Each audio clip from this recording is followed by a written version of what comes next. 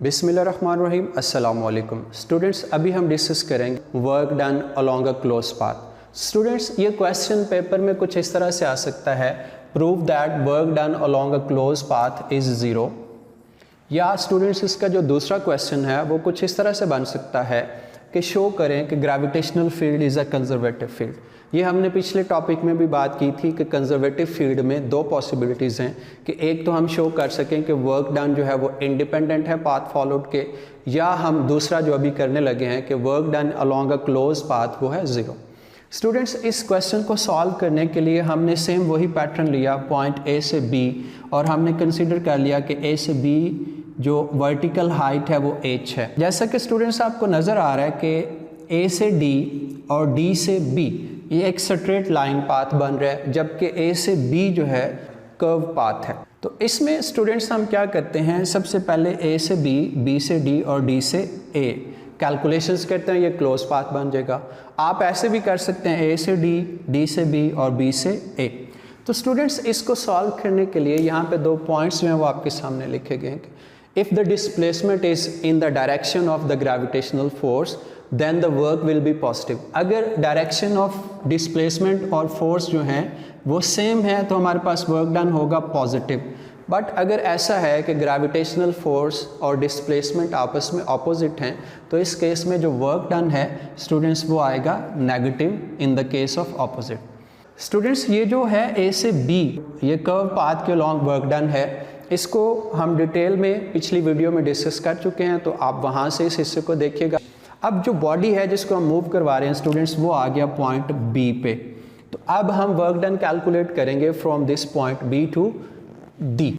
Work done from B to D that will be equal to F D cos theta.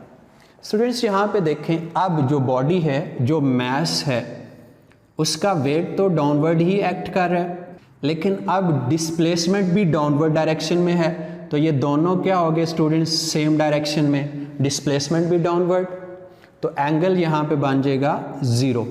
और students, cos zero जो है वो 1 होता है, तो यहाँ पे वैल्यूज पुट कर लेते हैं। एम जी डी की जगह पे आ जाएगा h कॉज ऑफ ज़ीरो, तो स्टूडेंट्स ये बन गया हमारे पास M G H, w from b to d। Students, अब हम इसको, इस ऑब्जेक्ट को जो D पे आ गया, इसको डिस्प्लेस करवाना है टूवर्ड्स द पॉइंट A। तो जो वेट है वो डाउनवर्ड एक्ट कर रहा है, जबकि डिस्प्लेसमेंट जो है वो D से A डायरेक्शन में है, तो यहाँ पे एंगल बनेगा 90 डिग्री। D डिस्प्लेसमेंट है और ये है वेट, तो दोनों के दरमियान स्टूडेंट्स जो एंगल बन रहा है वो 90 degree. So work done from D to A आ जाएगा F D cos of theta. Students, ये आ जाएगा एम जी डी और कॉज थीटा की जगह पे आ जाएगा 90। स्टूडेंट्स, कॉज 90 होता है ज़ीरो, तो हमारे पास ये वर्क डन हो जाएगा ज़ीरो। जो टोटल वर्क डन है अलोंग अ क्लोज पाथ वो हमारे पास बन रहा है work done from A to B, work done from B to D and work done from D to A। तो स्टूडेंट्स, ये बन जाएगा हमारे पास क्लोज पाथ। इनकी वैल्यूज पुट करते हैं। हमारे पास जो वर्क डन था A से B वो आ रहा था माइनस एम जी एच, तो ये वैल्यू पुट कर दी minus M G H plus W from B to D। Students, वो हमारे पास आ गया प्लस एम जी एच, तो ये पुट कर दिया M G H plus D to A हमारे पास आ रहा था ज़ीरो, तो ये यहाँ पे पुट कर दिया।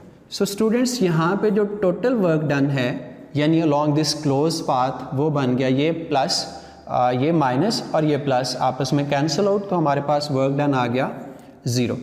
तो स्टूडेंट्स, हमने यही प्रूव करना था कि work done along a close path is zero.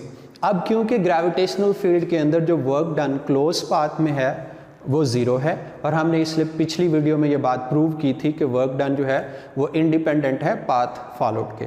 तो स्टूडेंट्स, इन दोनों बातों से ये बात बड़ी क्लियर है कि ग्रेविटेशनल फील्ड जो है वो एक कंजर्वेटिव फील्ड है।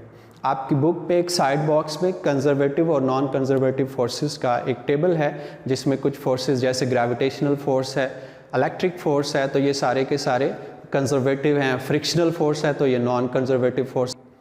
मुझे उम्मीद है कि आज का टॉपिक आपको समझ आ गया होगा। अपना फीडबैक कमेंट सेक्शन में ज़रूर दीजिएगा। आपसे फिर मुलाकात होगी। अल्लाह हाफ़िज़।